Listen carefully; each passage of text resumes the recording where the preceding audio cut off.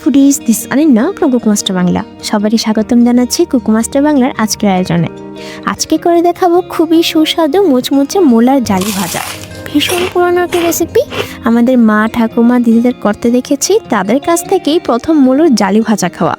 তখনও বলতে শুনেছিলাম এরকম জালি কাটতে নাকি সবাই পারে না, আর এখনও অনেকেরই বলতে শুনি মূলার জালি ভাজা খেতে অনেক ভালো লাগে কিন্তু কাটতে পারে না।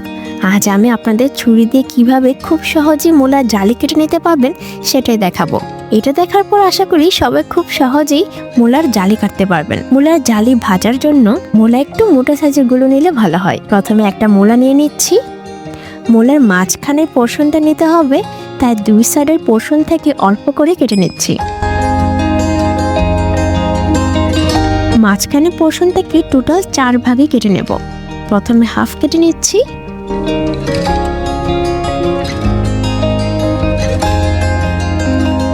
এখন হাফ পোর্শনকে মাঝখান বরাবর কেটে নিচ্ছি।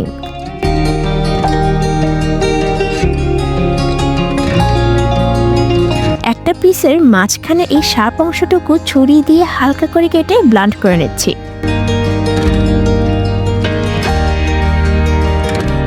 মূলার জালি কাটার জন্য দুটা কাঠি ব্যবহার করব। মূলার দুই সাইডে দুটা কাঠি রেখে দিচ্ছি। এতে করে মূলা কাটিংয়ের সময় সমানভাবে কেটে নেওয়া যাবে। আর সব থেকে বড় ব্যাপার হলো ছুরি দিয়ে কাটার সময় একটু অসাবধানতা হলেই মূলাটা কেটে ভাগ হয়ে যাবে। এখন ধৈর্য নিয়ে হালকা হাতে ছুরির সাহায্যে কেটে নিতে হবে। চেষ্টা করবেন এই কাটিংটা ঘন করে দিতে, এতে করে জালির সাইজটা অনেকটা লম্বা হবে আর খেতেও দারুণ লাগবে। এই পাশ কাটা হয়ে গেছে, দেখুন কতটা ঘন করে কেটেছি। অপর পাশটা কাটার সময় সোজাসুজি না কেটে আড়াআড়ি করে কেটে নিতে হবে। সেইমভাবে দুই পাশে কাঠি রেখে দেন কেটে নিচ্ছি। প্রথম এই মূলা জালি কাটতে তাড়াহুড়ো একদমই করা যাবে না, কিন্তু কয়েকটা কেটে নেওয়ার পর দেখবেন খুব সহজে আর অল্প সময়ের মধ্যেই কেটে নিতে পারবেন। কাটা কমপ্লিট। জাস্ট মূলার জালিটাকে দেখুন, ছুরি দিয়েও কত সুন্দরভাবে কাটা যায়। এইভাবে বাকিগুলো কেটে নিচ্ছি।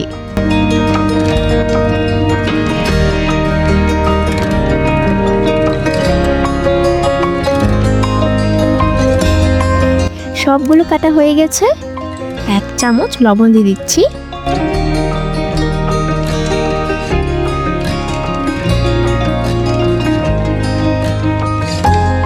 পরিমাণ মতো জল দিয়ে দিচ্ছি। লবণ জলে 20 মিনিট ভিজিয়ে রাখতে হবে। লবণ জলে ভিজে রাখাটা কিন্তু খুব ইম্পর্ট্যান্ট। এই ফাঁকে মূলার ভাজার জন্য ব্যাটারটা রেডি করে নিচ্ছি। একটা পাত্রে নিয়ে নিচ্ছি 1 কাপ বেসন, হাফ কাপ চালের গুঁড়া, 1 চামচ হলুদের গুঁড়া, 1 চামচ মরিচের গুঁড়া, 1 চামচ লবণ। উপকরণগুলোকে মিশিয়ে নিচ্ছি। এখন অল্প অল্প করে জল দেব আর একটা স্মুথ ব্যাটার রেডি করে নেব। ব্যাটারটা কিন্তু খুব বেশি পাতলা করা যাবে না। অবশ্যই লবণটা চেক করে নেবেন। একটা চামচ দিয়ে দেখিয়ে দিচ্ছি, দেখুন কত সুন্দরভাবে চামচ কোট হয়ে গেছে। এই পর্যায়ে মূলার জল ফেলে দিয়ে মূলা থেকে এক্সট্রা জল টিস্যু দিয়ে মুছে নিচ্ছি। এতে করে ব্যাটারটা মূলার গায়ে খুব ভালোভাবে লেগে থাকবে।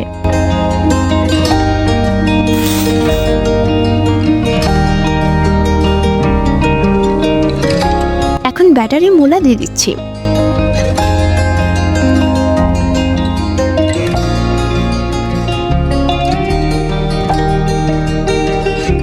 চুলার ফ্রাই প্যানে কুকিং অয়েল দিয়ে দিয়েছি। অয়েল হাই আঁচে গরম করে নিয়েছি। এখন লো মিডিয়ামে রেখে মূলা ভেজে নেব।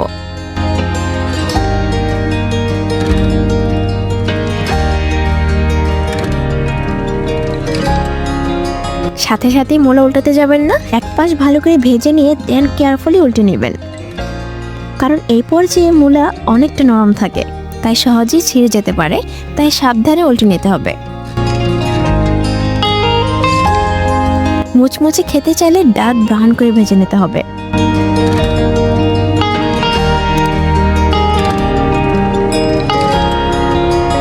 আমাদের মোলার জালি ভাজা প্রায় হয়ে গেছে। দারুণ একটা কালার এসেছে।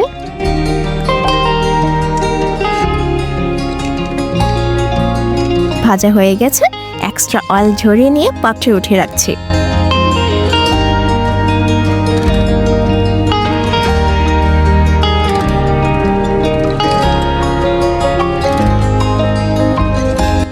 এই হলো মোলার জালি ভাজার ফাইনাল লুক।